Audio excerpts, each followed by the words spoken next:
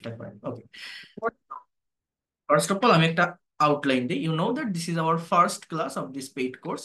So I can say that I will give you a outline যে কিভাবে কিভাবে আমরা এই ল্যাঙ্গুয়েজটাকে শিখবো, কোন জায়গাগুলো মূলত আমাদের ফোকাস করতে হবে, কোন জায়গাগুলো সম্পর্কে ভালো কনসেপ্ট থাকলে আমরা ইংলিশে কথা বলতে পারবো। সো দেখেন, how can we learn this language, আমরা কিভাবে এই ভাষাটা শিখতে পারি। That is the main point or main things. এই ইংরেজি ভাষাটা শেখার জন্য আমাদের কি করতে হবে? প্রথমত, আপনারা যারা একদম ফার্স্ট ক্লাস থেকে আমার ফ্রি ক্লাসগুলো যারা করে আসছেন, প্রত্যেকটা ক্লাসে আমি একটা স্ট্রাকচারের কথা বলতাম, সেটা হচ্ছে for making any kinds of English sentence we need a particular structure. ইংরেজিতে যে কোনো একটা সেন্টেন্স বা বাক্য তৈরি করার জন্য একটা কমন স্ট্রাকচার আছে। সেই স্ট্রাকচারটা কি? First of all, we need a subject. In the place of subject we have to use noun or pronoun. Noun or pronoun, সাবজেক্টের স্থানে নাউন অথবা প্রোনাউন বসে। এরপরেই আমাদের ভার্ব ইউজ করতে হয় ইংলিশে যে কোনো সেন্টেন্স তৈরি করতে গেলে। তারপর এক্সটেনশন। এই এক্সটেনশন বা অতিরিক্ত অংশ, এই জায়গাটাতে আমার অবজেক্ট, কমপ্লিমেন্ট, কমপ্লিমেন্ট একটা খাতা এবং কলম আমার ক্লাসের জন্য রাখবেন, আলাদা একটা খাতা তৈরি করে রাখবেন। অবজেক্ট, কমপ্লিমেন্ট এবং অ্যাডভার্বিয়ালস এইটা বসে থাকে। এই যে একটা স্ট্রাকচার লিখলাম, সবসময় মনে রাখবেন কমনলি বা মোস্ট অফ দ্য টাইম ইংলিশে যে কোনো বাক্য তৈরি করতে গেলে আমার এই স্ট্রাকচারটাকে ব্যবহার করতে হয়, এই স্ট্রাকচারটাকে ইউজ করতে হয়। For making any kinds of English sentence we need to use this structure. Okay. So subject, এই সাবজেক্টের স্থানে আমরা কি বসাই বা কি বসাবো? In the place of subject we have to take noun and pronoun. মানে কি? ইংরেজিতে যখন একটা কথা বলা হয়, একটা কাজ যখন করা হয়, কেউ তো একজন করে, কেউ তো একজন বলে। অর্থাৎ একটা বাক্যের সাবজেক্ট কি হতে পারে? একটা বাক্যের সাবজেক্ট আই হতে পারে, অথবা উই হতে পারে, অথবা ইউ হতে পারে, অথবা হি হতে পারে, অথবা শি হতে পারে, অথবা দে হতে পারে। মানে আমি, আমরা, তুমি, সে, তারা, বা রহিম হতে পারে, অথবা করিম হতে পারে।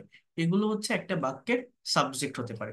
এই সাবজেক্টের পরে ভার্ব বসাতে হয়, যেটা কিন্তু বাংলা বাক্যে বসে না। বাংলা বাক্যে ভার্ব অলওয়েজ লাস্টে থাকে, বাট ইংরেজি বাক্যে ভার্ব সাবজেক্টের পরে থাকে। এই সাবজেক্টের পরে ভার্ব থাকে মানে কি? এর মানেটা হচ্ছে প্রত্যেকটা ইংরেজি বাক্য যখন আপনি তৈরি করবেন, তখন ভার্ব একটা মেজর রোল প্লে করে। Verb is a word that denotes being, having or doing something. Verb হচ্ছে এমন একটা শব্দ যা কোনো কিছু করা, হওয়া, থাকা, খাওয়া, চলা, বলা, লেখা, দেওয়া, নেওয়া, এগুলো বোঝায়। প্রত্যেকটা সেন্টেন্সে ভার্ব কিন্তু একটা মেজর রোল প্লে করে।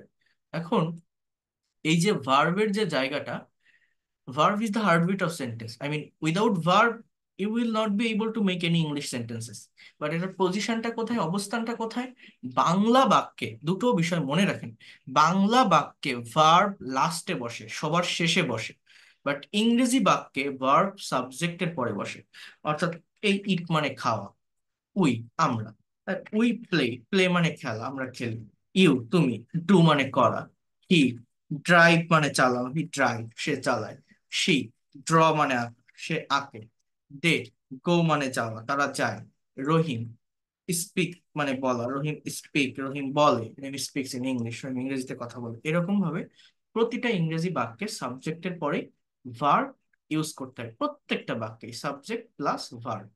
এই ভার্বটা বসানোর পর আমাকে এক্সটেনশন, অর্থাৎ এই যে ভার্বের পরে আমার কি হবে, ভার্বের পরে মূলত অবজেক্ট, কমপ্লিমেন্ট বা অ্যাডভার্বিয়াল বসে। এই অবজেক্ট জিনিসটা কি জানেন? মানে একটা বাক্যে আপনি যদি সাবজেক্ট এবং ভার্ব পাশাপাশি বসাতে পারেন, কথাগুলো মনোযোগ দিয়ে শোনেন, সাবজেক্ট এবং ভার্ব যদি পাশাপাশি বসাতে পারেন, অবজেক্টটা অটোমেটিক্যালি চলে আসে। অবজেক্ট হচ্ছে কোনো বাক্যের ভার্বকে যদি হোয়াট অথবা হুম দ্বারা কোশ্চেন করেন, তাহলে অবজেক্ট পাওয়া যায়। যে কোনো একটা সেন্টেন্সে ভার্বকে হট এবং হুম মানে অবজেক্ট দুই প্রকার। একটা বলা হয় ডাইরেক্ট অবজেক্ট বা বস্তুবাচক অবজেক্ট, অর্থাৎ কোনো বাক্যের ভার্বকে হোয়াট দ্বারা প্রশ্ন করলে এই ডাইরেক্ট বা বস্তুবাচক অবজেক্ট পাওয়া যায়। আরেকটা হচ্ছে ইনডাইরেক্ট অবজেক্ট বা ব্যক্তিবাচক অবজেক্ট, হুম দ্বারা প্রশ্ন করলে ইনডাইরেক্ট বা ব্যক্তিবাচক অবজেক্ট পাওয়া যায়। তো আমি খাই, কি খাই, হোয়াট। আপনি ভাত খান, ডাল খান, রুটি খান, যা খান আপনি বসান, অর্থাৎ একটা সেন্টেন্সে সাবজেক্ট আর ভার্ব বসাতে পারলে অবজেক্ট অটোমেটিক্যালি চলে আসে। উই প্লে, আমরা খেলি, কি খেলি, we play football. You do, তুমি করো, কি করো, ইউ ডু দা ওয়ার্ক। এগুলো আমি আপনাদের আগে বলছি। সে চালায়, হি ড্রাইভস আ কার, সে একটা গাড়ি চালায়, she draws a picture, a picture, PICTURE, সে একটা ছবি আঁকে। দে গো টু স্কুল, তারা স্কুলে যায়। রহিম স্পিক্স ইন ইংলিশ, রহিম ইংরেজিতে কথা বলে। এরকম প্রতিটা সেন্টেন্সে সাবজেক্ট, ভার্ব এবং অবজেক্ট। এখন দেখেন, সাবজেক্ট কিন্তু একটা নির্দিষ্ট সার্কেলের ভিতর থাকে, I, we, you, he, she, they, Rahim, এরকম। এরপরে আপনার ইউজ করতে হবে ভার্ব। ভার্ব ইউজ করতে পারলে অবজেক্ট অটোমেটিক্যালি চলে আসে। তো এই কথাগুলো আমি আপনাদেরকে ফ্রি ক্লাসগুলোতে বলছিলাম। যারা মনে করেন আমি ভোকাবুলারিতে দুর্বল, ভোকাবুলারি সম্পর্কে ক্লিয়ার কনসেপ্ট নেই, তাই মনে হয় ইংরেজিটা ভালো পারি না বা বুঝি না, আমার ভোকাবুলারি শেখা উচিত। বাট ভোকাবুলারি বলতে কোন ভোকাবুলারি গুলো শেখা লাগবে জানেন? ভোকাবুলারি বলতে আমাদের মূলত ভার্বের ভোকাবুলারি শেখা লাগে। ভোকাবুলারি বলতে আমাদের যদি ভার্ব সম্পর্কে ক্লিয়ার একটা কনসেপ্ট থাকে, ভার্ব সম্পর্কে ক্লিয়ার একটা আইডিয়া থাকে, তাহলে আমার আর কথা বলতে গেলে কোনো ধরনের প্রবলেম হয় না। এই ভার্ব গুলো শুধু ভার্ব হিসাবে পড়লে হয় না, এক একটা ভার্বের আবার বিভিন্ন ফর্ম থাকে। বা একটা ভার্বের টোটাল 5টা ফর্ম থাকে, যেটাকে বলা হয় কনজুগেশন অফ ভার্ব। হ্যাঁ, V1 বা প্রেজেন্ট ফর্ম, V2 বা পাস্ট ফর্ম, V3 বা past past past participle form, V4 present participle form, V5 third person form. এই ফর্মগুলো জানতে হয়, কারণ এই ফর্মগুলো পরিবর্তনের মাধ্যমে আমাদের কথার টাইমের পরিবর্তন হয়, অর্থের পরিবর্তন হয়। অর্থাৎ এই যে একটা বাক্য আমি লিখলাম, আমরা অনেকে এরকম ভাবে একটা বাক্য রেখে, মানে লিখে রেখে দিই। বাট একটা সেন্টেন্স কি আমরা এতটুকুই রাখবো? আমরা বড় সেন্টেন্স তৈরি করতে পারি না। এটাও আমি আপনাদেরকে দেখিয়েছিলাম যারা ফ্রি ক্লাসে ছিলেন, যে কিভাবে আমরা লং সেন্টেন্স তৈরি করতে পারি শর্ট সেন্টেন্স থেকে, বা একটা সেন্টেন্সের ভিতরে কিভাবে এক্সট্রা ইনফরমেশন অ্যাড করতে পারি। অর্থাৎ আমরা এরকমই সেন্টেন্স প্র্যাকটিস করতে অভ্যস্ত, যে আমি ভাত খাই, আমরা ফুটবল খেলি, তুমি কাজ করো, সে গাড়ি চালায়, সে ছবি আঁকে।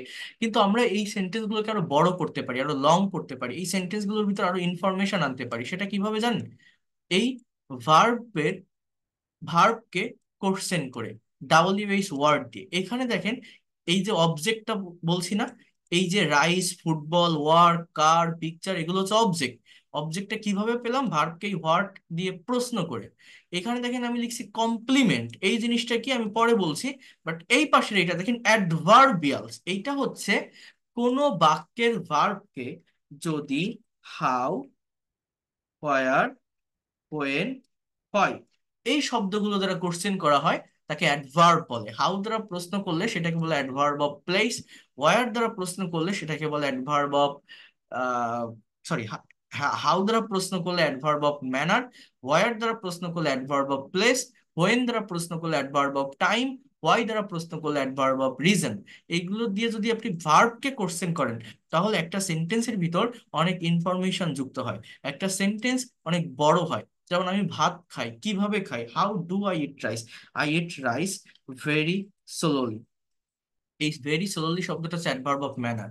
আমি যে ভাত খাই, কোথায় খাই, ওয়ার, আমি আমার রুমে বসে ভাত খাই। তাহলে আমি যদি বলি অ্যাট মাই রুম, এটা হচ্ছে অ্যাডভার্ব অফ কি, প্লেস। আমি যে আমার রুমে বসে ভাত খাই, আমি কখন ভাত খাই, হোয়েন, আমি দিনে 3 বার ভাত খাই। I eat rice very slowly at my room 3 Times a day. অর্থাৎ এই ফ্রেজের ব্যবহার করে করে আমার সামনে এগোতে হবে, ভিতরে শুধু একটু প্রেপোজিশনের ব্যবহারটা ভালোভাবে জানতে হয়। তো এটার উপর ডিটেলস ক্লাস আছে, আমি শেখাবো। এরপর আমি যে ভাত খাই, আমি কেন ভাত খাই, আপনি কেন ভাত খান, why do you eat rice, একটা রিজন বসাতে হবে, কারণটা কি ভাত খাওয়ার। আমি আমার শরীরের শক্তি যোগানোর জন্য ভাত খাই। I can say that get মানে পাওয়া, টু গেট মানে পেতে। অথবা টু এর পরিবর্তে ফর এর ব্যবহার করা যায়, ফর ব্যবহার করলে ভার্বের সঙ্গে আইএনজি আসে, অর্থাৎ ফর গেটিং। হ্যাঁ, এনার্জি ইন মাই বডি। তাহলে আমার এই বাক্যটা ছিল কতটুকু, এই এই রাইস পর্যন্তই কিন্তু ছিল, রাইসের এখানে কিন্তু ফুল স্টপ ছিল। বাট এই জায়গা থেকে একটা সেন্টেন্সকে দেখেন কত বড় করে ফেললাম, একটা সিম্পল সেন্টেন্সকে। এটা কিভাবে করলাম? এই অ্যাডভার্বিয়াল এর ব্যবহার করে, অর্থাৎ সেন্টেন্সের ভার্বকে এই WH ওয়ার্ড দ্বারা কোশ্চেন করে, হাউ, হোয়ার, হোয়েন, হয়। অর্থাৎ আমি ভাত খাই, এটাই আমার কমপ্লিট সেন্টেন্স। বাট এইখান থেকে এই যে ভেরি স্লোলি, এটাকে বলা হয় adverb of manner. At my room, এটাকে বলা হয় adverb of place. 3 times a day, এটাকে বলা হয় adverb of time. To get or for getting energy in my body, এটাকে বলা হয় অ্যাডভার্ব অফ কি, রিজন, অ্যাডভার্ব অফ রিজন। ঠিক আছে, এইভাবে অ্যাডভার্বের ব্যবহার করে যে কোনো শর্ট ইংলিশ সেন্টেন্সকে লং ইংলিশ সেন্টেন্সে পরিণত করা যায়। এরপর উই প্লে ফুটবল, আমরা ফুটবল খেলি। এবার আপনি কিভাবে ফুটবল খেলেন? আমি খুবই ভদ্রতার সাথে খেলি, খেলার মাঠে আমি মারামারি করি না। So I can say that we play football politely. We play football politely, foul করি না, হ্যাঁ, পলাইটলি খেলি। আপনি যে ফুটবল খেলেন কোথায় খেলেন? In the field. তো that is the adverb of place. আপনি যে ফুটবল খেলেন কখন খেলেন? বিকাল বেলায় ফুটবল খেলি, অ্যাট আফটারনুন। আপনি যে বিকালে ফুটবল খেলেন কেন খেলেন? আমি শরীরটাকে ফিট রাখার জন্য খেলি, বা শারীরিক ব্যায়াম করার জন্য খেলি, for example to do physical exercise, অর্থাৎ শারীরিক ব্যায়াম করতে। আর টু ডু না বলে আমি এখানে বলতে পারি যে ফর ডুইং ফিজিক্যাল এক্সারসাইজ। তো এইভাবে যে কোনো শর্ট সেন্টেন্সকে লং সেন্টেন্সে পরিণত করা যায় অ্যাডভার্বের ব্যবহার করে। যখন অ্যাডভার্বের উপর ডিটেলসে ক্লাস নিব তখন এটা আরো ভালোভাবে আমি দেখাবো। ভার্বকে হাউ, হোয়ার, হোয়েন, হোয়াই এগুলো দিয়ে কোশ্চেন করলে সেন্টেন্স বড় হতে থাকে, একটা বাক্যের ভিতর এক্সট্রা ইনফরমেশন যুক্ত হতে থাকে, এবং এটা আপনাদেরকে করা শিখতে হবে। এটা আমি আরো ডিটেলসে পরে দেখাবো।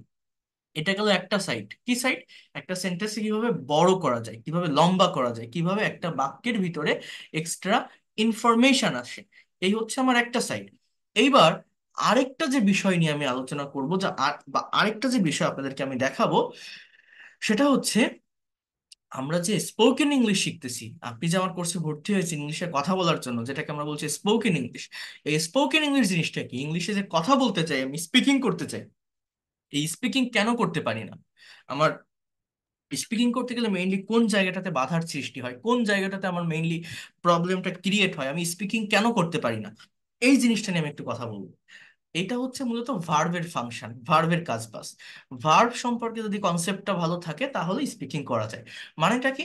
এখানে যে বাক্যগুলো দেওয়া আছে, এই বাক্যগুলো আপনারা যারা টেন্স চেনেন বা বোঝেন, এই বাক্যগুলোকে আমি যদি আপনাকে প্রশ্ন করি যে এটা কোন টেন্সের সেন্টেন্স, এগুলো প্রত্যেকটাই হচ্ছে প্রেজেন্ট ইনডিফিনিট টেন্সের সেন্টেন্স। প্রেজেন্ট ইনডিফিনিট টেন্সের ডেফিনেশন কি? কোন একটা কাজ প্রতিদিন হয়, রেগুলার ওয়েতে হয়, অ্যাজ ইউজুয়াল হয়, বা হ্যাবিচুয়াল কোনো কাজ বা ওয়ার্ক, এটাকে আমরা প্রেজেন্ট ইনডিফিনিট টেন্স বলি। বাংলা বাক্যে মানে অ্যাজ ইউজুয়াল কোনো কিছু হয় এরকম। আর ইংরেজি ডেফিনেশনটা কি? যে সাবজেক্ট প্লাস স্ট্রাকচারটা, subject plus verb one plus extension, ভার্বের প্রেজেন্ট ফর্ম প্লাস অবজেক্ট। অর্থাৎ আই ইট রাইস, আমি ভাত খাই। অ্যাজ ইউজুয়াল কেউ কোনো কাজ করে, আমরা ফুটবল খেলি, উই প্লে ফুটবল, তুমি কাজ করো, সে গাড়ি চালায়, সে ছবি আঁকে, তারা স্কুলে যায়, সে ইংরেজি বলে। অর্থাৎ অ্যাজ ইউজুয়াল কেউ কোনো কাজ করে, রেগুলার ওয়েতে করে, প্রতিদিন করে। সো এগুলোকে আমরা বলি প্রেজেন্ট ইনডিফিনিট টেন্স। সাবজেক্টের পরে ভার্বের প্রেজেন্ট ফর্ম আছে, এবং subject third person singular number হলে ভার্বের সাথে এস বা ইএস বসে। যেমন এই হি, শি এর পরে দেখেন ড্রাইভস বা ড্রস বা রহিমের পরে স্পিক্স লিখছি। এটাকে ভার্বের থার্ড পারসন ফর্ম বলা হয়। মূলত subject third person singular number হলে শুধুমাত্র প্রেজেন্ট ইনডিফিনিট টেন্সে এগুলো বসে। তো যখন আমরা টেন্স শিখবো ডিটেলসে তখন এটা জানবো। কিন্তু যেটা আপনাদেরকে বলতে চাচ্ছি যে এগুলো একটা কাজ অ্যাজ ইউজুয়াল হয়, প্রতিদিন হয়, সেরকম অর্থ দিচ্ছে। কিন্তু আপনি যখন প্র্যাকটিক্যালি কারোর সঙ্গে ইংলিশে কথা বলবেন, when you will communicate with others people, when you will make a conversation with someone or foreigner, you cannot speak in English on a stable position. You have to change your sense, you have to change your thought, you have to change your time. So how can you do that? You can do it by changing the formation of verb according to structure of tense. মূলত আপনি যখন কারোর সঙ্গে practical speaking করবেন, তখন এইরকম একটা টাইমে একটা ফর্মে ভার্বকে রেখে আপনি কখনো কথা বলতে পারবেন না। আপনার সময়ের পরিবর্তন করতে হবে। আপনি বাংলায় একটা কথা ভাবছেন, সেটা ইংলিশে বলতে যাবেন। তো বাংলায় যখন আপনি কোনো কথা ভাবছেন বা কোনো কথা বলছেন যেটাকে ইংলিশে বলবেন, সেটা বলার ক্ষেত্রে আপনার বিভিন্ন টাইমের মেনশন করতে হয়। হ্যাঁ, এই টাইম অনুযায়ী আমার ভার্বের ফর্মেট চেঞ্জ করতে হয় ইংলিশে সেই টাইমটাকে সঠিক রাখতে গেলে। মানে কি? ইংলিশ ল্যাঙ্গুয়েজে টেন্স 3 প্রকার, আপনারা জানেন, প্রেজেন্ট, পাস্ট, ফিউচার। প্রত্যেকটা টেন্সের আবার 4টা করে ভাগ আছে, indefinite, continuous, perfect and perfect continuous. Total ইংরেজি ভাষায় টেন্সের স্ট্রাকচার হচ্ছে 3 4 12টা।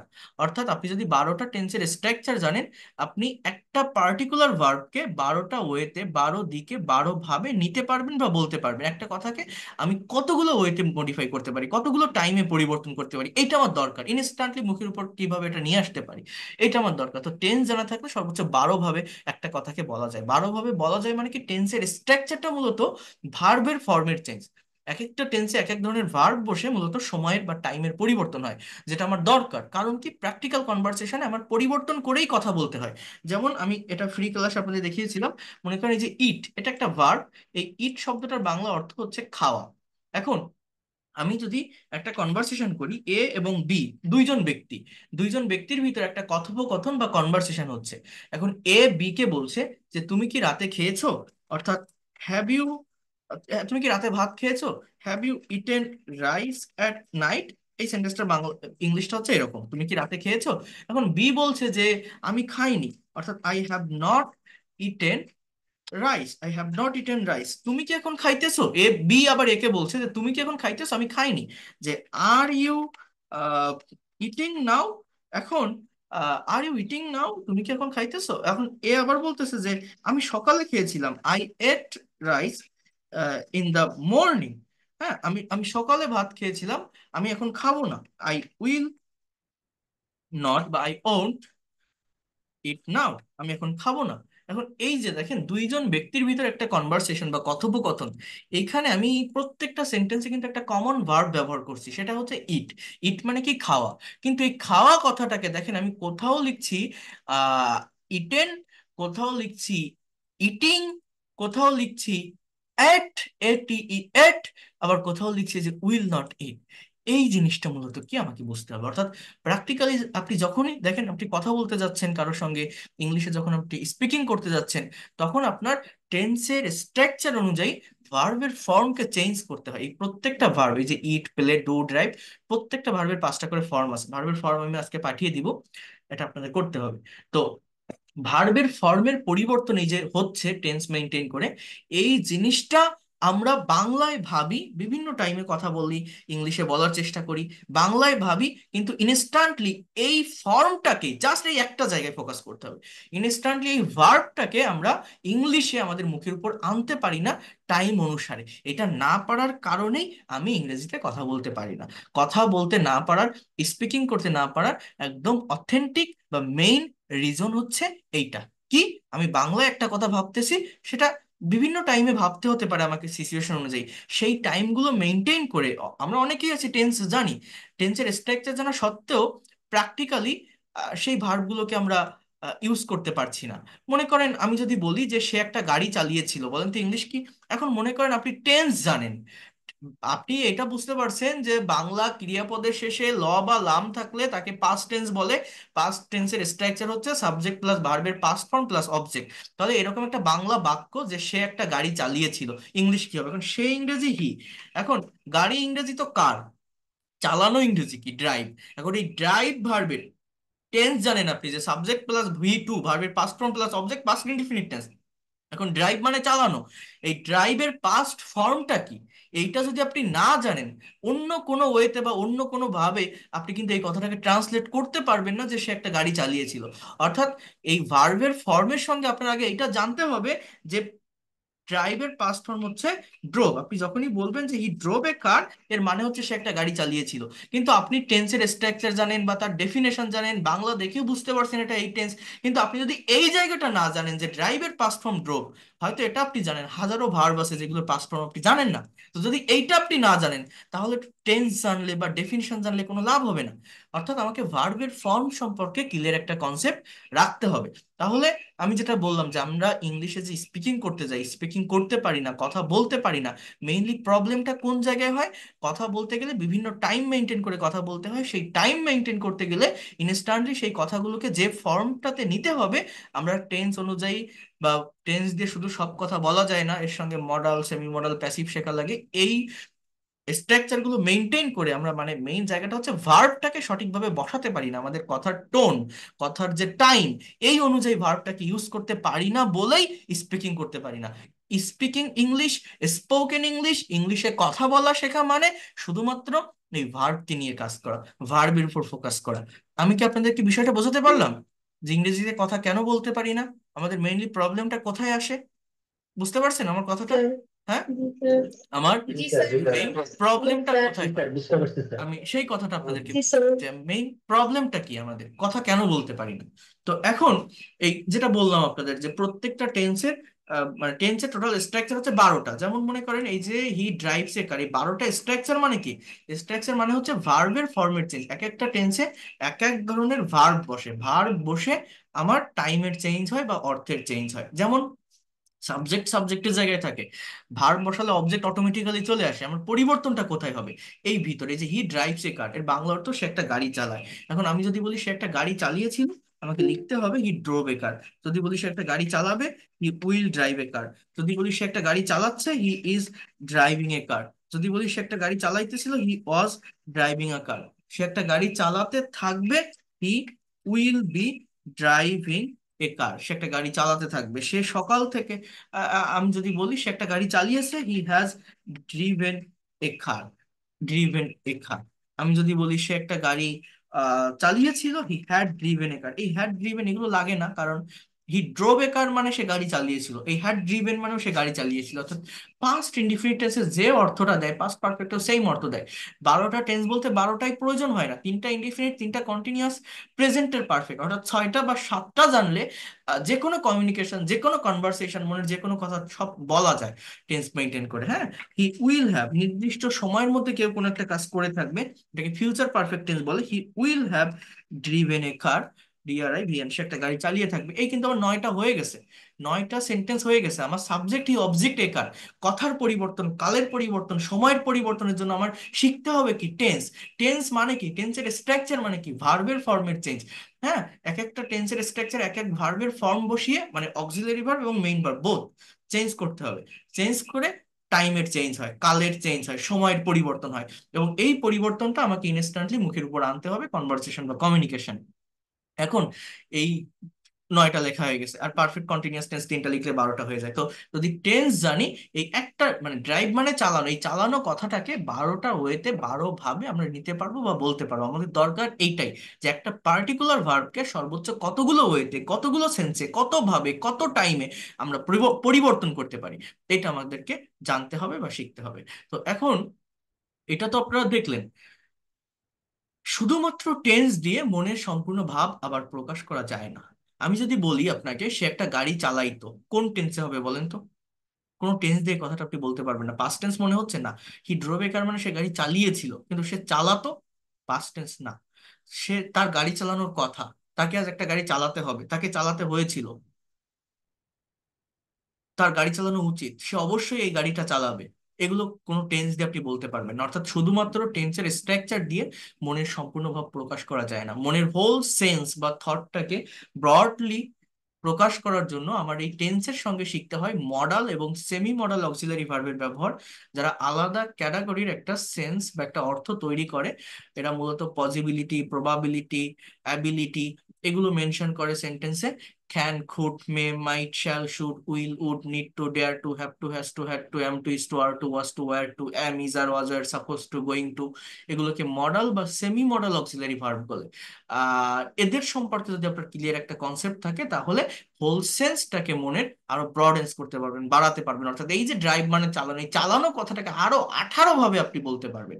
অর্থাৎ আমি যদি বলি হি ক্যান, আর মডালের একটা সুবিধা হচ্ছে যে মডালই আপনি ইউজ করেন না কেন, ক্যান হোক বা কুড, মে হোক বা মাইট, শ্যাল হোক বা শুড, উইল হোক বা উড, মেইন ভার্বটা অলওয়েজ বেস ফর্ম বা প্রেজেন্ট ফর্মে বসে, যেটা টেন্সে হয় না। টেন্সের স্ট্রাকচার এক এক স্ট্রাকচারে মেইন ভার্বের ফর্মের চেঞ্জ হয়, ভার্বের সাথে এস বা ES, D, ED, ING, TN এগুলো বসে।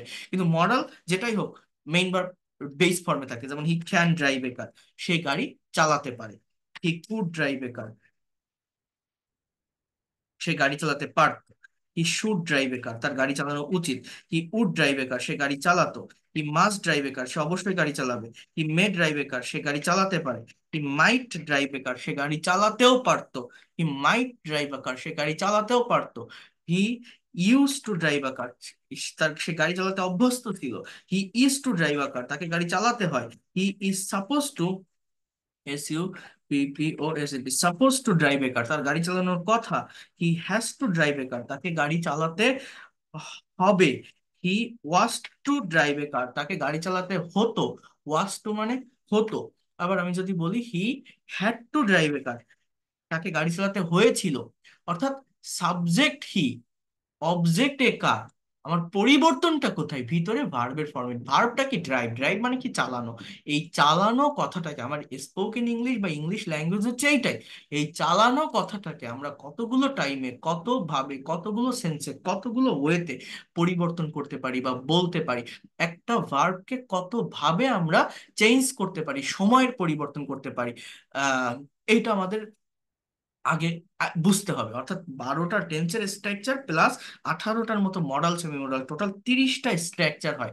অর্থাৎ একটা পার্টিকুলার ভার্বকে 30টা ওয়েতে, 30 ভাবে, 30 দিকে নেওয়া যায় বা বলা যায়। আর যদি আপনি এটা বলতে পারেন, আপনার আর কোনো কিছু বাকি থাকবে না। মানে আপনি ইংলিশে, সরি, বাংলায় যে কোনো কিছু আপনি ভাবেন, whatever you think in Bengali, আপনি সেটাকে ইংরেজিটা ট্রান্সলেট করতে সক্ষম হবেন।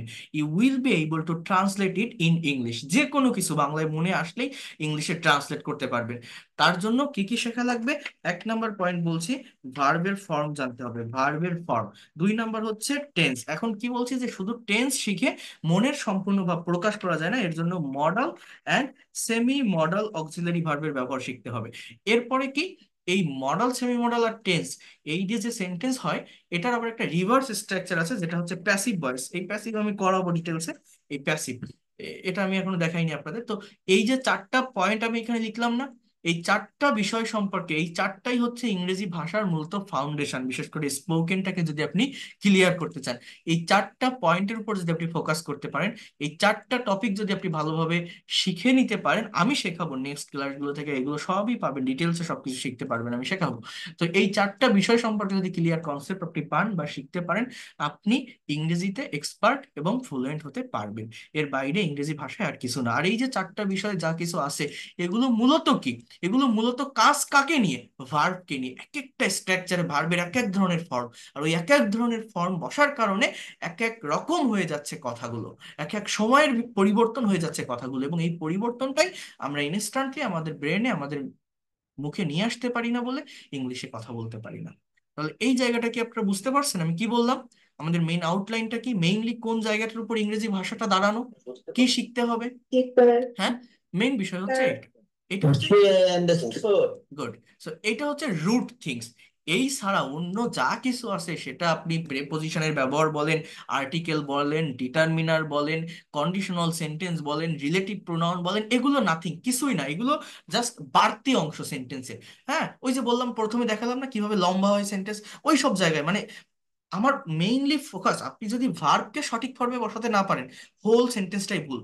আবার ভার্ব যদি সঠিকভাবে বসাতে পারেন, আপনার এক্সটেনশনের জায়গাতে যাই বসান না কেন, উল্টো পাল্টা হলেও আপনার সেন্টেন্স অলরেডি একটা মিনিং দিয়ে দেয়, অলরেডি একটা অর্থ দিয়ে দেয়, যে কেউ আপনার কথা বুঝে নিতে পারবে। কিন্তু ভার্ব ভুল করলে, ভার্বের জায়গায় ভুল করলে, টাইমের মেনশনটা ভুলভাবে বসালে, আপনার সবকিছু ভুল হয়ে যাবে। তো এই বিষয়টা সবসময় ফোকাস করতে হবে, মেনটেন করতে হবে। That is part number 1। এই হচ্ছে একটা বিষয় আমি বলে দিলাম আপনাদের। আমি ভার্বের ফর্মটা আপনাদের পাঠিয়ে দিব, এবং নেক্সট ক্লাসে আমরা আহ ধারাবাহিকভাবে এগুলো করতে থাকবো। হ্যাঁ, ছোট ছোট ছোট ছোট করে ভেঙে ভেঙে আমরা এগুলো করতে থাকবো। আচ্ছা, এখন আরেকটা যে বিষয় আমি বলবো সেটা হচ্ছে প্রোনাউন্সিয়েশন নিয়ে কথা বলবো। এই প্রোনাউন্সিয়েশনের আমি আজকে বেসিক পার্টটা নিয়ে কথা বলবো। এখানে আইপি প্রোনাউন্সিয়েশনের একটা পার্ট আমি ওপেন করে রাখছিলাম আপনাদের দেখাতাম, বাট এটা আমি নেক্সট ক্লাসে ডিটেলসে বলবো। আজকে আমি একটু কোথায় কোথায় কোথায় এটা নিয়ে কথা বলি। দেখেন, আমরা ইংলিশে যখন লেটার গুলোকে প্রোনাউন্স করি, উচ্চারণ করি, তখন আমাদের এটা অনেক ভুল হয়। যেমন এ বলি, যেটাকে আমরা, এটাকে এই বলতে হয়। এগুলো আপনারা হয়তো অনেক জায়গায় দেখেছেন। তো এগুলো একটু পড়বেন আপনারা নিজেরা, এটা আপনাদের একটা টাস্ক থাকবে। পড়ার পরে এই টাং টুইস্টার গুলো আপনাদের একটু প্র্যাকটিস করতে হবে। এগুলো যদি একটু প্র্যাকটিস করতে পারে, একটা শেপে চলে আসবে আপনার প্রোনাউন্সিয়েশন। অর্থাৎ এই টাং টুইস্টার প্র্যাকটিস করলে এর বেনিফিটটা হচ্ছে আপনার আহ মুখের জড়তা কাটে, ফ্লুয়েন্সি চলে আসে, মানে প্রোনাউন্সিয়েশনটা অনেক ক্লিয়ার হয়ে যায়। এইখানে 12টার মতো টাং টুইস্টার আছে, এগুলো আপনারা একটু প্র্যাকটিস করবেন। সেটা কিভাবে করবেন? আগে এই ওয়ার্ডগুলোকে একটু ক্লিয়ার করতে হবে। যেমন আমরা যেটাকে এ বলতাম, আমাকে বলতে হবে এই, then B, C, D, E, F, G, H, I, J, not J, not K, K, L, M, N, O, আমরা যেটাকে ও বলি, আমরা বলি না spoken English, not spoken, it will be spoken. O, P, Q, P না, P, প ফর মাঝামাঝি একটা উচ্চারণ, Q, O, S, T, U, V, W, X, Y, Z. যেগুলো বেশি মনে রাখতে হবে এখানে দেওয়া আছে, মানে যেগুলো আমরা অভ্যস্ত না বলতে। এই 9টা লেটারকেও যদি সঠিক শেপে আপনি প্রনাউন্স করতে পারেন, তাহলেও একটা ভালো জায়গায়, ভালো পজিশনে চলে আসে আপনার প্রোনাউন্সিয়েশন। সেটা কি? এই, জেই, খেই, ও, পি, কিউ, ও, টি, ডাব্লিউ। এই, জেই, খেই, ও, পি, কিউ, ও, টি, ডাব্লিউ। এটা 5-6 বার পড়বেন। এই, জেই, খেই, ও, পি, কিউ, ও, টি, ডাব্লিউ। এবার এইগুলো, এই এই এই লেটার গুলো এই সেন্টেন্স গুলোর ভিতর যেখানে যেটা আছে সেভাবে পরিবর্তন করতে হবে। যেমন এইটা আমি যদি পড়ি, আমি যদি আমার মতো করে বলি, এটা এরকম হয় যে Peter Piper picked a pick up pick up pickle pepper. But আমাকে একটু সঠিক করতে হবে, এই পটাকে ফর মতো করে, টটাকে ঠর মতো করে, আটাকে কমপ্লিটলি উচ্চারণ করা যাবে না। সেভাবে যদি আমি কথা বলি, Peter, Peter, fife, pick up pick up pick up pickle peppers. Pickpocketing in public transport portrayed a painful picture. The 33 thieves thought that they thrilled the throne throughout Thursday. Thursday. Picture of prominent poet P.B. Shelley portrayed the perfect perfection of poetry arena. দেখেন, বোঝেন, আমি যদি এইটাকে আমার মতো করে বলতাম, আমরা যেভাবে ইংলিশে কথা বলতে অভ্যস্ত, সেটা হচ্ছে কি হয় যে mister tongue twister tried to train his tongue to twist and turn to learn letter T। কিন্তু আমি যদি একটু এই ওয়ার্ডগুলোকে ফলো করে এই শেপটাকে মেনটেন করে করি, মিস্টার ঠং, টটা থর মতো, mister tongue twister, twister tried to train his tongue to twist and turn to learn later T। Mr. Tongue Twister tried to train his tongue to twist and turn to learn later T। আমি যদি এটা বলি, দেখেন, papa please pay the payable paper, please pay the payable payment of pen paper and pencil to the paper house. কিন্তু যদি ওই ওই শেপটা মেনটেন করি, পটাকে একটু ফর্মত যদি বলি, পাপ্পা প্লিজ পে, নট পে, পটা ফ, এটা এই, so pay, the payable not payable, payable, payable, payment not payment, not payment, payment, payment of pen, paper, and pencil to the paper house. Papa, please pay the payable payment of pen, paper, and pencil to the paper house. দেখেন, take the total team. Take the total team in the tea garden to take the taste of every teaspoon of tea in the tea time.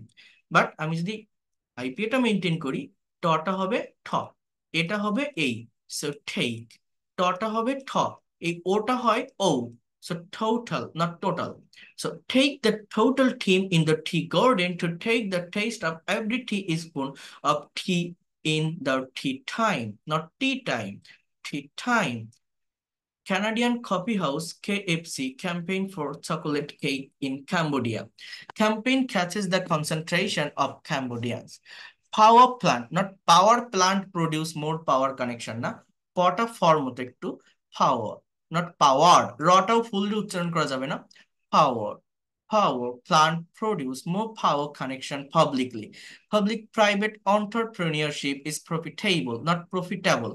পটা ফ, pro, ফি, টটা ঠ, এটা এই, so profitable, table, profitable, profitable. Pronouncing tongue twister T is tough task. Talented teacher technically teach the T sound when taking by using T. Capital city Cairo is crowded with kids to compete in the cricket tournament. The caretaker of Cairo arranges a carnival for the day, not day, day. They call it, not call, call, call. Sita call, এটা ও, call. They call it the red carpet carnival. দেখেন, a pair A fear of paper paves the panic of pathetic fear in the first parliament. In paragraph, the party first with a patient patiently to patronize the parish park and parlor, which were the part of commitment that written in the page of payable parcel paper. A pair of paper, here you can see, a pair of paper paves the panic of pathetic fear in the first parliament. In paragraph, the party first with the patient patiently to patronize the parish court and parlor, which were the part of commitment that written in the page of payable parcel paper. The capital city Cairo is crowded with kids to compete in cricket tournament. The caretaker of Cairo arranges a carnival for the day. They call it the Red Carpet Carnival. Pronouncing tongue twister, T is tough task. Talented teacher technically teach the T sound when taking by using T. Power plant produce more power connection publicly. Public-private entrepreneurship is profitable. Canadian coffeehouse KFC campaign for chocolate cake in Cambodia. Campaign catches the concentration of Cambodians. Take the total team in the tea garden to take the taste of every teaspoon of tea in the tea time. Take the total team in the tea garden to take the taste of every teaspoon of tea in the tea time. Papa, please pay the payable payment of pen, paper, and pencil to the paper house. Papa, please pay the payable payment of pen, paper, and pencil to the paper house. Mr. Tongue Twister tried to train his tongue to twist and turn to learn later tea. Mr. Tongue Twister tried to train his tongue to twist and turn to learn later tea. Picture of prominent poet P.B. Shelley portrayed the perfect perfection of poetry arena. The 33 thieves thought that they thrilled the throne throughout Thursday. The 33 thieves thought that they thrilled the throne throughout Thursday. Pickpocketing in public transport portrayed a painful picture. Pickpocketing in public transport portrayed a painful picture. Peter Piper picked a pick of pickled peppers. So এই tongue twister গুলো practice করতে হবে এই জায়গাটা বা এই শেপটা maintain করে এই জে খেই ও পি কিউ অ টি ডাবল ই। আর নেক্সট ক্লাসে এই আইপিএ প্রোনাউন্সিয়েশনটা কি, এটা কিভাবে হয়, কিভাবে কি করতে হয়, এই বিষয়গুলো নিয়ে আমি আপনাদের সঙ্গে কথা বলবো। এই বিষয়গুলো আমি অনেক ভালোভাবে বুঝাই দিব। আর এই যে ফাইলটা, এটা একটা বইয়ের মতো, এখানে স্পোকেন আরো কিছু রুলস আছে, অনেক কিছু, কিভাবে কোশ্চেন তৈরি করতে হয়, ডাব্লিউএইচ ওয়ার্ড গুলোর মানে কি, বিভিন্ন ভোকাবুলারি, একটা বড় একটা বই এটা। আমি পড়াই না, টিচারের হেল্প লাগে না, বাট খুব ইফেক্টিভ একটা বই, এটা নিজেরা পড়া যায়। আপনারা যদি নিজেরা মনে করেন যে আমি দ্রুত চর্চা করতে চাই আরো বেশি, এই বইটা আমি পাঠিয়ে দিব আজকে। এখন নিজেরা এটা একটু মানে দেখবেন, ওপেন করে এটা বের করে দেখবেন আপনি, অনেক কিছু এখান থেকে শিখতে পারবেন হয়তো। হ্যাঁ, আর আমার যে আরেকটা যে বই আছে যেটা আমি আপনাদেরকে পাঠাবো, এটা পিডিএফ কপি, ডকুমেন্ট কপি আমি দিলে আপনারা যদি পারেন একটা কম্পিউটারের ঘর থেকে প্রিন্ট করে নেবেন, 200 বা 300 টাকা হয়তো খরচ হতে পারে। আর যদি কেউ মোবাইলে পড়তে পারেন বা ল্যাপটপ থেকে পড়তে পারেন তাহলে ভালো। যদি কেউ হার্ড কপি চান, একটা শীট আকারে বাইন্ডিং করে নিবেন, বের করে নিবেন। 139টা পেজ, হয়তো 250 বা 300 টাকার মতো লাগতে পারে, তার বেশি লাগবে না। 139টা পেজ, এটা আপনার হার্ড কপি আপনাদের কাছে রাখতে পারেন। ঠিক আছে, এটা হচ্ছে মেইন কথা। সো এই যে বিষয়গুলো বললাম, আর ভার্বের ফর্মটা আমি পাঠিয়ে দিব। এবং নেক্সট ক্লাস থেকে আমরা একদম মানে ভালোভাবে বেসিক গ্রামার যেটা থেকে আমরা শুরু করার কথা আমাদের, সেখান থেকে আমি শুরু করব, আমি এগোবো। আপনারা সেটা করবেন। আর এই ক্লাসের রেকর্ড পিডিএফ ফাইল আমি দিয়ে দিব, কনভারসেশন একটা আলাদা গ্রুপ করে দিব আপনাদের। এরপর আপনার ক্লাসের রুটিনটাও আমি পাঠিয়ে দিব। আজকে মানে অনেক ধকল গিয়েছে,